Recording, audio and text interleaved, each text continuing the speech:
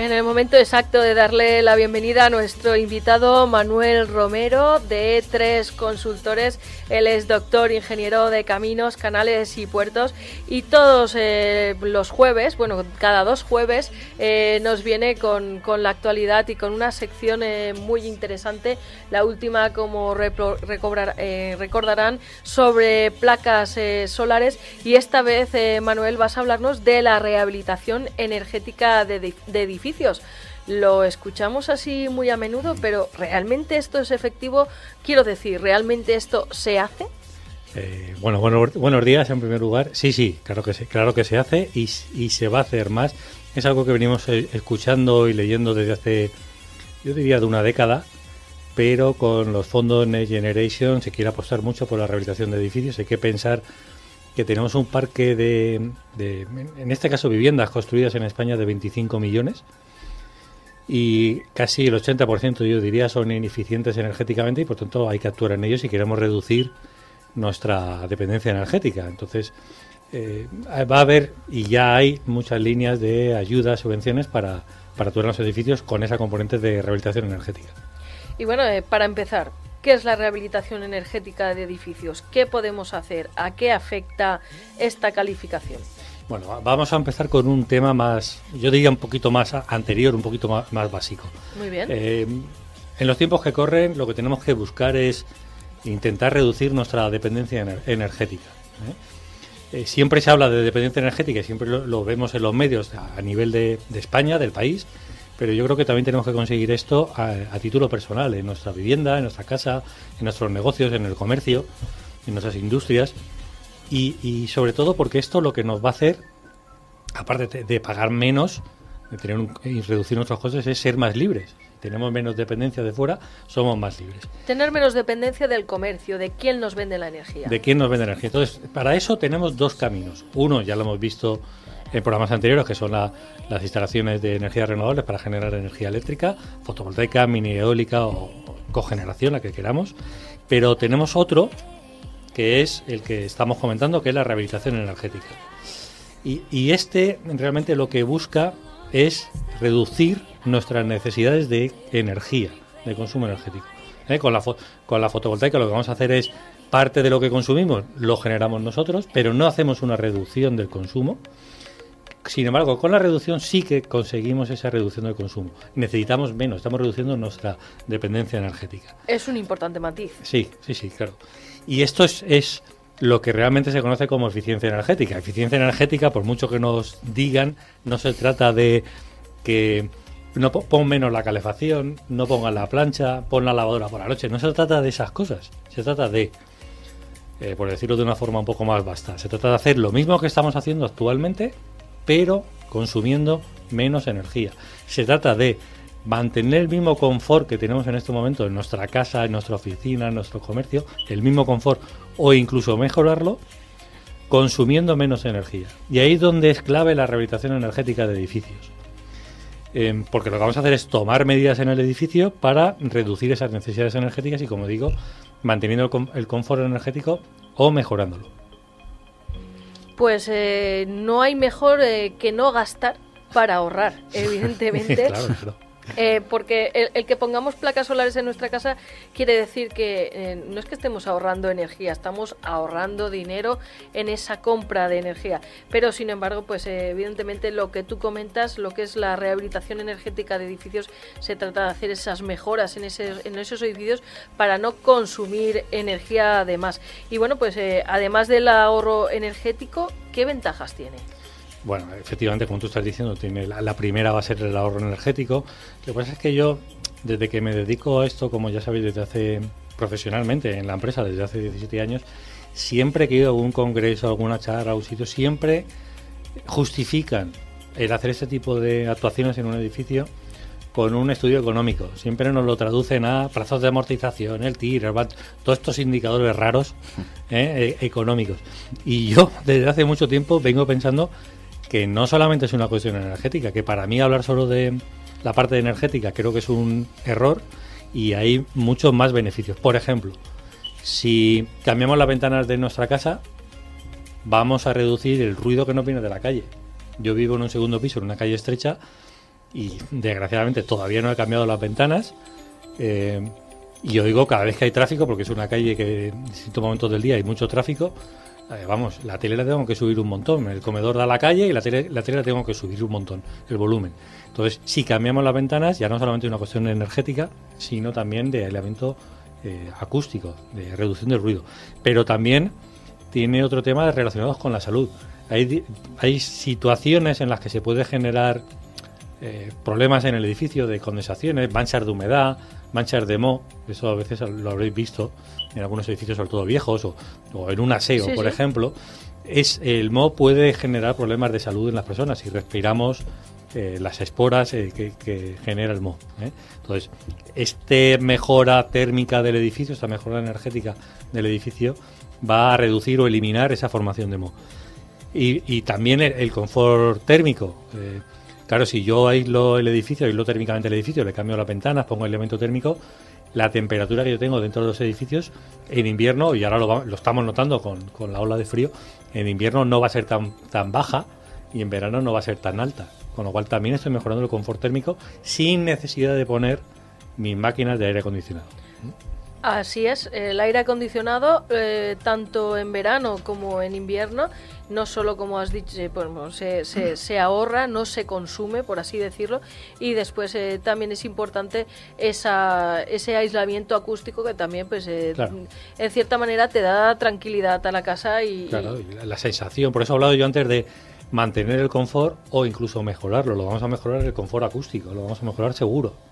¿Y en qué momento, supongo que de la vivienda, es interesante valorar que hagamos esa rehabilitación energética? ¿Hay un momento en el que sea determinante el que se pueda hacer? Por ejemplo, tengo ya las ventanas muy viejas, ¿deberíamos de cambiar las ventanas? ¿O todavía no tengo las luces LED de la comunidad de vecinos? ¿Tenemos que cambiarla? ¿Cuándo se puede producir ese cambio? Habría que mirar también, sobre todo los indicadores en la antigüedad del edificio. Edificios que tengan ya más de 10, 15, 20 años, ya tendríamos que hacer algún tipo de actuación. Pero para mí la clave es intentar aprovechar cualquier tipo de obra que tengamos que hacer en el edificio para, ya que es el típico ya que hago esto, pues aprovecho y pongo, cambio la ventana, pongo el aislamiento, es el ya que. Por ejemplo, esto lo vemos continuamente en muchas calles de nuestras ciudades, no solo en Elche. De vez en cuando vemos que han puesto un andamio en una fachada porque hay grietas, hay fisuras, se tiene que hacer una reparación, o ha habido un desconchón, han caído cascotes a la calle, vienen los bomberos, ponen la malla y en ese momento vamos a tener que hacer una obra en el edificio sí o sí. Pues vamos a aprovechar ese momento porque nos vamos a ahorrar costes en la obra. En ese caso de esa reparación de esa fachada van a tener que instalar seguramente un andamio y ese coste del andamio nos lo vamos a ahorrar porque lo van a poner sí o sí.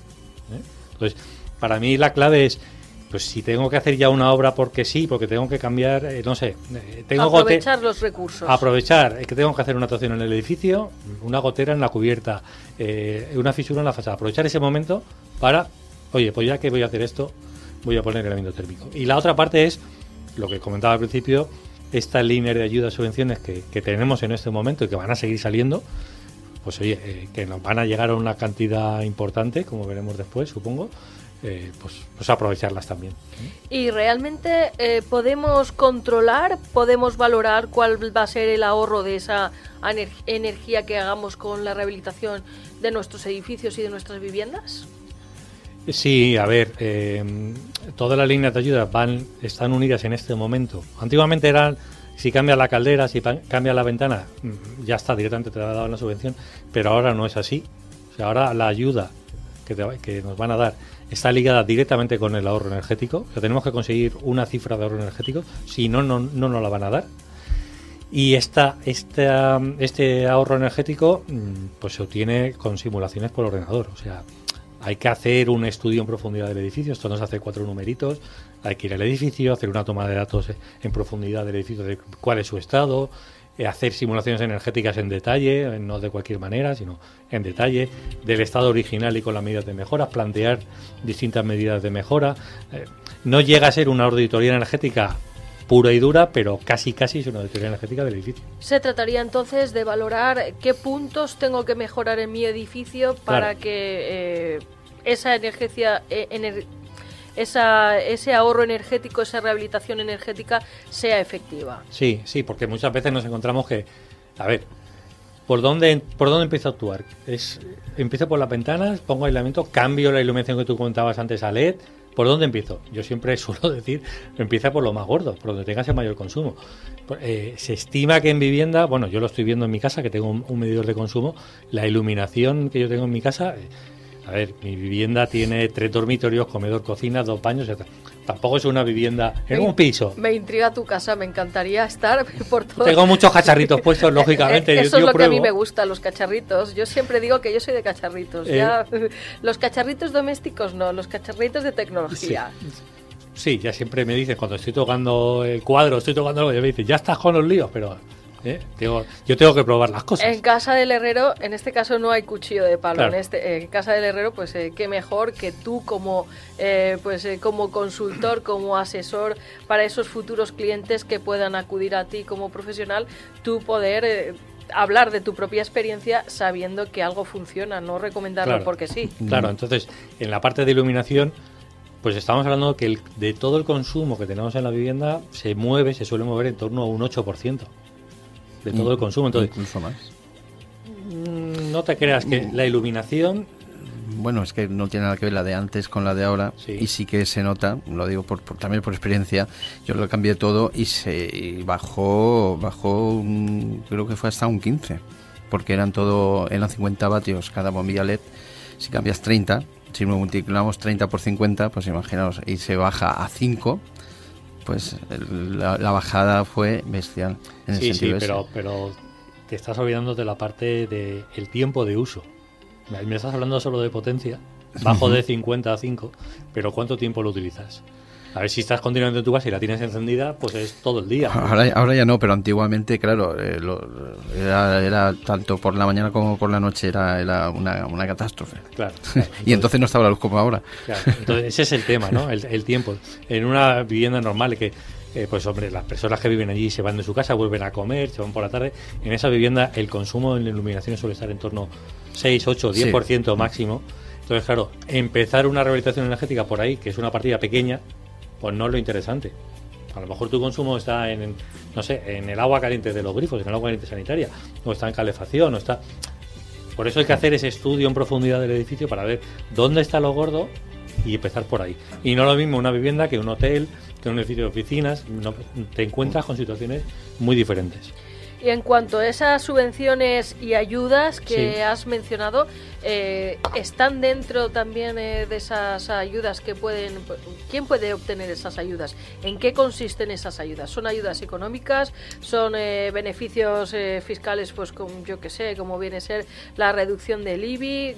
Coméntanos en qué consisten esas ayudas y subvenciones. A ver, como he dicho antes, esto viene ligado a los fondos Next Generation, que son fondos que vienen de Europa. Eso llega al Ministerio, el Ministerio lo redistribuye en cada comunidad autónoma en función de distintos criterios, población o criterio que toque, ¿vale? Y después ya cada comunidad autónoma saca anualmente sus líneas de subvenciones.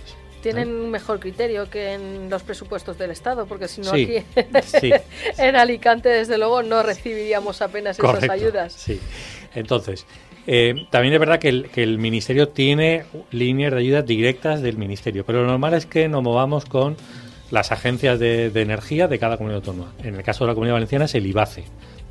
El IBACE tiene distintas líneas de subvenciones, tienen para vehículos eléctricos, para renovables y líneas específicas de rehabilitación energética. Esto no va ligado al IBI ni al IRPF, es una cantidad de dinero que nos dan, ¿vale? Y también depende del tamaño del municipio. Hay una línea que es el PRE5000, que es para municipios de menos de 5.000 habitantes, muy concreta para ellos. Bueno, hay diferentes líneas. Yo me he traído aquí 3. Distinción entre los distintos municipios según la categoría que tengan en cuanto a población, claro. Categoría quiero decir en cuanto a número de población. ¿Y no están por delante los edificios que tienen más de 50 años, por poner un ejemplo?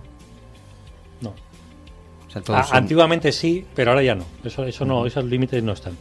Mira, por ejemplo, hay ayudas energéticas para empresas directamente que van desde el 35% al 55% de lo que llaman costes elegibles, que al final viene a ser los costes de la obra más los honorarios profesionales, más ese tipo de partidas, ¿vale? Entre un 35 y un 55. Esta en este momento, aunque lo sacan anualmente, está disponible hasta el 35 de octubre de este año. Hay sustitución de equipos e instalaciones, mejora energética y de control y, por ejemplo, mejora en iluminación, climatización y envolvente térmica, que es la rehabilitación energética que comentamos.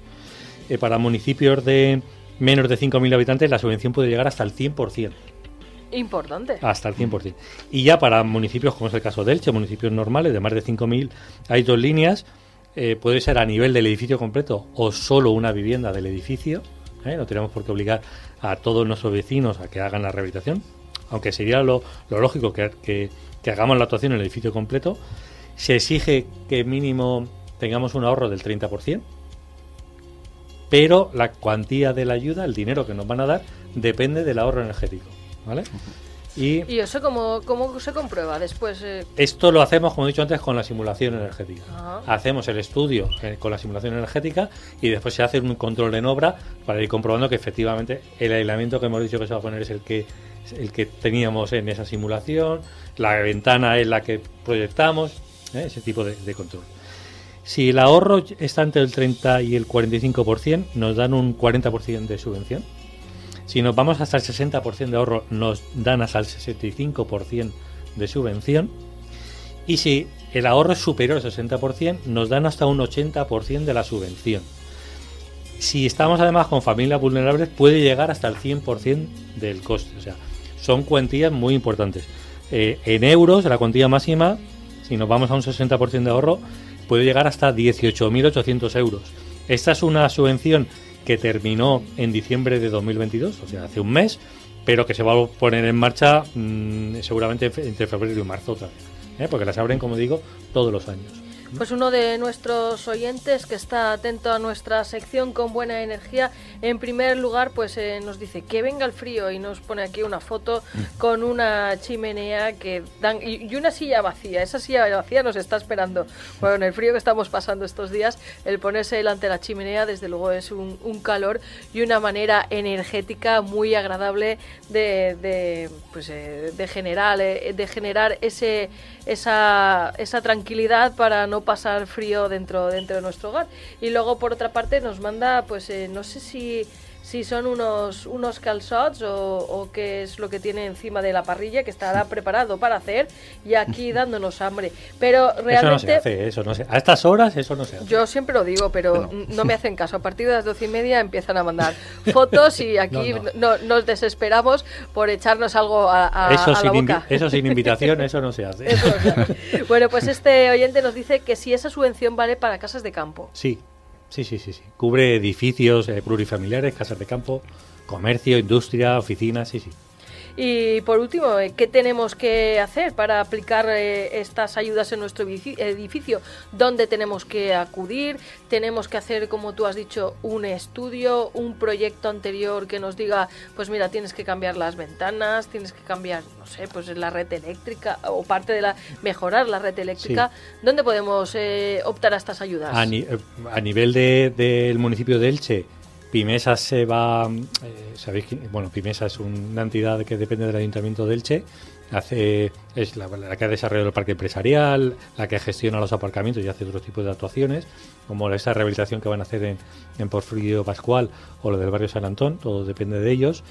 Ellos van a ser como una oficina centralizadora para asesorar, pero en cuanto a qué trámites hay que hacer, como una especie de ventanilla única. Yo lo que les diría a estas personas es que lo primero que tienen que hacer es ponerse en contacto con un profesional, con un técnico. Seguramente si es vivienda tendrá que dirigirse a un arquitecto, fundamentalmente, pero también la parte de los ingenieros, que irán con un arquitecto, lógicamente. Y ellos van a ser los que van a hacer lo que yo comentaba antes, ¿no? De ir al edificio, hacer la visita, hacer la toma de datos, hacer la simulación. Todos esos pasos son los que van a hacer y van a decir, oye, pues tu situación actual es esta, con esta medida de mejora puedes ahorrar tanto, y sí que entras en las ayudas o no entras en las ayudas. ¿Y no se puede hacer a título individual? Sí, pero claro, tienes que justificarlo con todos esos datos energéticos que yo he comentado, y eso solo lo puede firmar lo que se llama el técnico competente. Pueden acudir a E3 Consultores para hacer todo este tipo de consultas. Sí, no se lógicamente sí. Y tampoco quiero que esto sirva un poco para vendernos, pero sí, claro. De hecho, nosotros estamos centrados en esto principalmente. Pues Manuel Romero, la rehabilitación energética en edificios queda patente que desde luego es efectiva, que podemos aprovecharnos también de estas ayudas, como tú bien has dicho.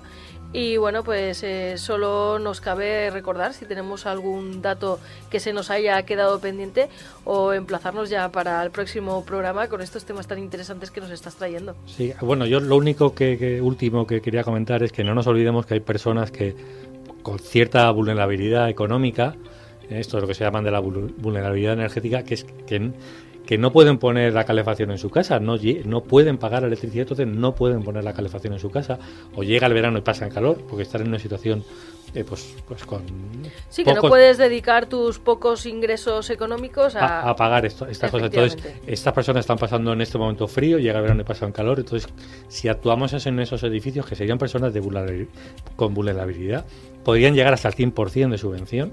Si actuamos en esos edificios, aunque sigan sin poder pagar la electricidad porque tienen pocos recursos económicos, le vamos a mejorar su confort, con lo cual la sensación térmica que van a tener dentro de su vivienda va a ser mucho mejor que la que tienen en este momento. Y seguramente van a salir de esa vulnerabilidad energética que tienen en este momento, ¿eh? Entonces, no nos podemos olvidar tampoco de ellos, pienso yo.